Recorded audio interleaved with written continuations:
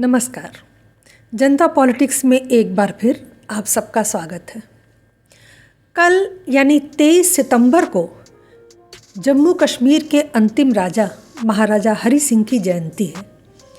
अभी अभी जम्मू कश्मीर सरकार ने इस अवसर पर सार्वजनिक अवकाश की घोषणा की है, जो बहुत ही सुखद है। आमतौर पर ऐसा बिरला ही देखने को मिलता है जब मुस्लिम बहुसंख्यक आबादी का कोई हिंदू राजा हो, परंतु हरि सिंह जिस डोगरा वंश से आते थे उनका इतिहास जम्मू में 100 साल से भी अधिक पुराना था। महाराजा रणजीत सिंह ने 1819 में कश्मीर में सिख राज की स्थापना की थी। उसके बाद उन्होंने पंजाब को जम्मू में मिलाया और गुलाब सिंह को इसकी जिम्मेदारी सौंपी। 1839 में गुलाब सिंह ने कश्मीर को स्वतंत्र घोषित किया और वहाँ राज किया। इस तरह गुलाब सिंह के बाद रणवीर सिंह, फिर प्रताप सिंह और फिर हरि सिंह ने 1947 तक कश्मीर की सत्ता संभाली।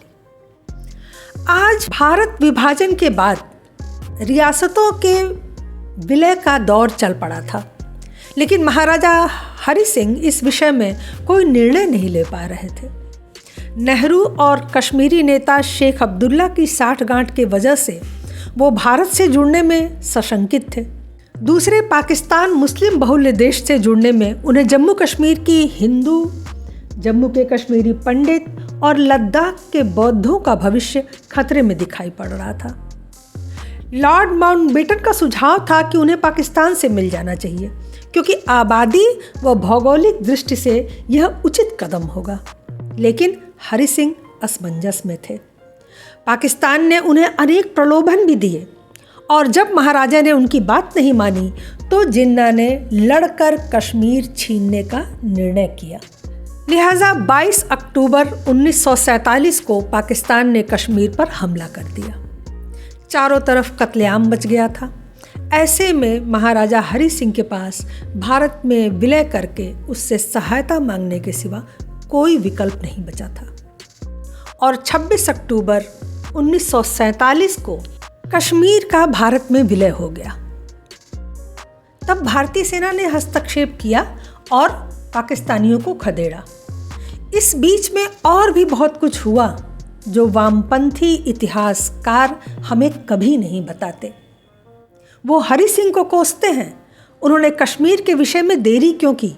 वो नहीं चाहते थे कि भारत में कश्मीर का विलय किया जाए। ऐसी अनेक बातें कहते हैं, लेकिन हकीकत में इसका कारण था महाराजा हरि सिंह और नेहरू की पुरानी दुश्मनी। जी हाँ, 1946 में शेख अब्दुल्ला ने कश्मीर की सत्ता हथियाने के लिए महाराजा हरि सिंह के खिलाफ पूरे राज्य में आंदोलन छेड़ा था, जिसके बाद उन्हें गिरफ्तार कर लिया गया था। अपने परम मित्र शेख अब्दुल्ला को छुड़ाने के लिए नेहरू कश्मीर पहुंच गए तो उन्हें भी गिरफ्तार कर लिया गया, क्योंकि नेहरू की शेख से सहानुभूति और प्रेम के कारण कश्मीर में उनका प्रवेश पहले ही से निषेध था। लेकिन नेहरू उनके प्रेम ने उछाले मारी और वो गिरफ्तार होने वहां पहुंच गया। नेहरू के इस कदम से गांधी, पटेल, मौलाना आज़ाद समेत कांग्रेस वर्किंग कमेटी के सभी सदस्य बहुत नाराज हुए।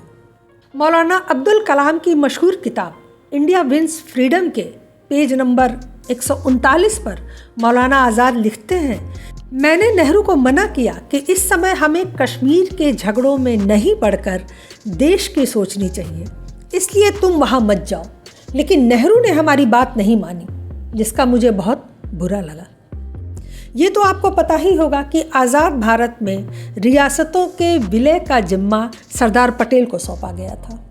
उन्होंने हैदराबाद और जूनागढ़ जैसे पेचीदा रियासतों का भी विलय करवा लिया था, लेकिन अकेले कश्मीर का मामला उन्हें नहीं दिया गया। यह जिम्मेदारी नेहरू ने अपने हाथों में ले रखी थी। महाराजा हरि सिंह नेहरू पर भरोसा नहीं करते थे। उन्हें पता था कि नेहरू कश्मीर की सत्ता अपने दोस्त शेख अब्दुल्ला के हाथों में सौंपना चाहते हैं और यह हरि सिंह को मंजूर नहीं था, इसलिए वो भारत में विलय को तैयार नहीं हो रहे थे। इस बीच पाकिस्तान हमले की तैयारी करने लगा। नेहरू को इस बात की खबर हमले के 25 दिन पहले हो गई थी। 27 सितंबर 1947 को नेहरू ने सरदार पटेल को एक पत्र लिखकर बताया कि पाकिस्तान हमला करने की योजना बना रहा है। ऐसे में महाराजा हरि सिंह को शेख अब्दुल्ला को रिहा कर देना चाहिए और उन्हें सत्ता में भागीदार बनाना चाहिए, तभी कश्मीर का भारत में विलय हो सकता है। 25 दिन पहले खबर हो गई थी, लेकिन यह पत्र नेहरू पटेल को लिखते हैं। यह पत्र सरदार पटेल कश्मीर एवं हैदराबाद नामक पुस्तक में छपा हुआ है। उन्होंने लिखा कि कश्मीर के हालात ठीक नहीं हैं। पाकिस्तान जाड़े के दिनों में कश्मीर पर हमला कर सकता है। ऐसे में महाराजा हरि सिंह की सेना उन्हें संभालने में सक्षम नहीं हो सकेगी। वास्तव में उन्हें कोई बचा सकता है तो वह है शेख अब्दुल्ला। बेहतर होगा कि महाराजा नेशनल कॉन्फ्रेंस से दोस्ती कर लें, जिससे पाकिस्तान के खिलाफ उन्हें भारी जन समर्थन मिलेगा। अब उनके पास शेख को रिहा करने के सिवा कोई रास्ता नहीं है।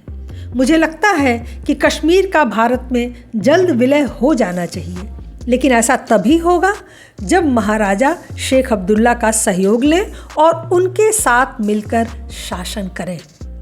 उनका मानना था कि शेख अब्दुल्ला के बिना कश्मीर का विलय हो ही नहीं सकता है, जबकि कश्मीर में शेख अब्दुल्ला की कोई पकड़ नहीं थी। कश्मीर के शिया मुस्लिम, जिनकी सबसे ज़्यादा संख्या थी, वो भी शेख अब्दुल्ला को अपना नेता नहीं मानते थे। जम्मू में उनकी कोई पहुंच थी नहीं, सिर्फ कश्मीर घाटी के 2-4 ज़िलों में उनका प्रभाव था। लेकिन नेहरू को लगता था कि पूरा कश्मीर शेख अब्दुल्ला के पीछे है। नेहरू का पत्र पाकर सरदार पटेल ने महाराजा हरि सिंह को विलय के लिए मनाने की कोशिश की।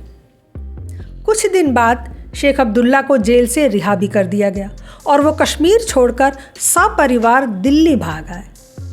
जब कश्मीर मुसीबत में था तो वो कश्मीर को छोड़कर सपरिवार दिल्ली भाग आए। परिवार को उन्होंने इंदौर पहुंचाया और खुद नेहरू के घर पर जाकर टिक गए। सरदार पटेल ने अंततः महाराजा हरि सिंह को मनाने के लिए आरएसएस के सरसंघ चालक माधवराव सदाशिवराव गोलवरकर की मदद ली, जिनको गुरुजी भी कहा जाता था। महाराजा हरि सिंह पर गुरुजी का बहुत प्रभाव था।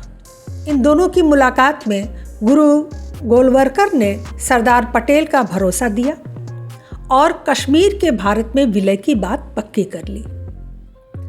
आपको किसी वामपंथी इतिहासकार ने कभी नहीं बताया होगा कि आरएसएस के गुरु गोलवरकर की वजह से कश्मीर आज भारत का अभिन्न अंग बना है। आरएसएस का ये योगदान कभी चर्चा में नहीं आता। खैर, विलय की बात फाइनल हो गई थी। इसी बीच 22 अक्टूबर को कबालियों ने कश्मीर पर हमला बोल दिया। 24 अक्टूबर को महाराजा हरि सिंह का विलय पत्र लेकर कश्मीर के प्रधानमंत्री दिल्ली पहुंच गए, लेकिन नेहरू ने उसे तुरंत स्वीकार नहीं किया। 22 अक्टूबर को हमला हुआ, 24 अक्टूबर को विलय का पत्र लेकर वो पहुंचे, लेकिन वो पत्र स्वीकार हुआ 3 दिन बाद 27 अक्टूबर को। क्यों? क्योंकि उस पत्र में उनके परम मित्र शेख अब्दुल्ला को सत्ता सौंपने की बात नहीं लिखी थी। 24 से 26 अक्टूबर तक दिल्ली में लंबी लंबी बहस होती रही। सब नेहरू को मनाने और समझाने में लगे थे। कश्मीर के प्रधानमंत्री ने कहा कि कबायली श्रीनगर तक पहुंचने वाले हैं, हमें तुरंत सैनिक सहायता की आवश्यकता है, वरना हजारों लोग मारे जाएंगे। लेकिन नेहरू टस से मस नहीं हुए। उन्होंने कहा, कोई बात नहीं, श्रीनगर पर अगर कब्जा हो जाएगा तो हम उसे लड़कर छुड़ा लेंगे, लेकिन जब तक आप शेख अब्दुल्ला को सत्ता देने की बात पर राजी नहीं होंगे, तब तक भारत की सैन्य सहायता आपको नहीं मिल सकती। जस्टिस मेहर चंद महाजन, जो उस समय कश्मीर के प्रधानमंत्री थे, उन्होंने अपनी आत्मकथा लुकिंग दैट में लिखा है कि नेहरू को कश्मीर की जनता के मरने और लूट मार की कोई चिंता नहीं थी। आगे वो लिखते हैं कि तब हार कर मैंने कहा कि हमारे विलय पत्र को स्वीकार कर कश्मीर को तत्काल सैनिक मदद दीजिए और जिस नेशनल कॉन्फ्रेंस को आप सत्ता देना चाहते हैं दे दीजिए, लेकिन कश्मीर को बचा लीजिए। और अगर कल तक सेना श्रीनगर नहीं पहुंची तो हमें जिन्ना से जाकर समझौता करना होगा। यही मेहर चंद महाजन बाद में देश के चीफ जस्टिस बने। इसके बाद घर के अंदर नेहरू और शेख अब्दुल्ला में राय मशवरा हुआ और फिर 27 अक्टूबर को भारत की सेना कश्मीर पहुंची और भारत पाकिस्तान का पहला युद्ध शुरू हुआ। नेहरू यहाँ भी अपने स्वार्थ से बाज नहीं आए। उन्होंने 27 अक्टूबर को ही वीपी मेनन को कश्मीर भेजकर विलय पत्र पर यह लिखवाया कि महाराजा हरि सिंह शेख अब्दुल्ला को कश्मीर का आपातकालीन प्रशासक बनाते हैं। मतलब जब तक शेख अब्दुल्ला को सत्ता नहीं मिली तब तक नेहरू ने कश्मीर की रक्षा के लिए एक कदम नहीं बढ़ाया। लेकिन नेहरू की इस चालबाजी और स्वार्थ ने कश्मीर का और देश का बहुत बड़ा नुकसान कर दिया।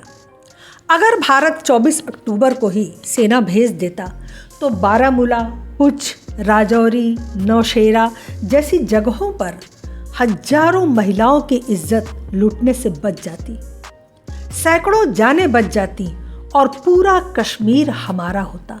क्योंकि इसी दौरान कश्मीर का एक हिस्सा पाकिस्तान ने कब्जा कर लिया, जिसे आज हम पीओके कहते हैं। शायद इसी मंशा से नेहरू ने कश्मीर का विषय अपने हाथों में लिया था, क्योंकि अगर यह रियासत भी सरदार पटेल के हाथ में होती तो आज कश्मीर भी हमारा होता और वहाँ इतना जान माल का नुकसान भी न हुआ होता। लेकिन देश का बंटाढार ही न करें तो फिर नेहरू होने का क्या फ़ायदा। वो तो थे ही इसलिए। फिलहाल आज के लिए बस इतना ही।